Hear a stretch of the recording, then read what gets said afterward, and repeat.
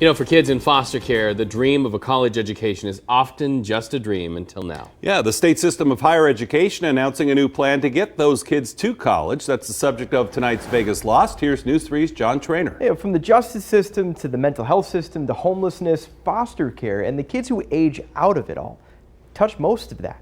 Now, some really big news for those young teens preparing for a life on their own.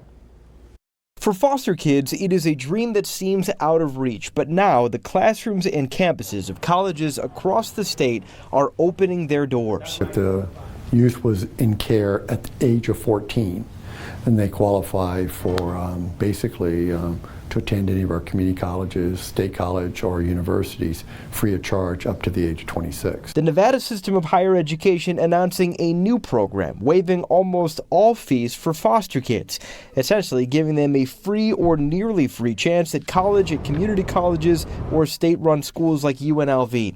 For Chancellor Tom Riley, who once ran the child welfare system in Nevada, it's a chance to change the lives of a group of kids he spent much of his life working with. The pathway to social mobility is through education. It's getting that high school diploma and getting something beyond high school. Foster kids are at risk. When they turn 18, they age out of the system. Their support is gone. On their own, many of them fight homelessness, many will struggle. This system aims to change that. A foster kid who applies and gets accepted will be paired with a caseworker at their school. They will get help finding a place to live, learning basics like bank accounts and driver's licenses. At UNLV, that caseworker is a former foster kid, now a social worker. Any financial aid they receive can be used for living expenses. What gets in the way of many of these young people is not just the financial challenges, but it's life challenges. It's making peace with their past and their abuse. It's managing relationships. It's totally being on your own at age 18. The biggest challenge now, getting kids to apply.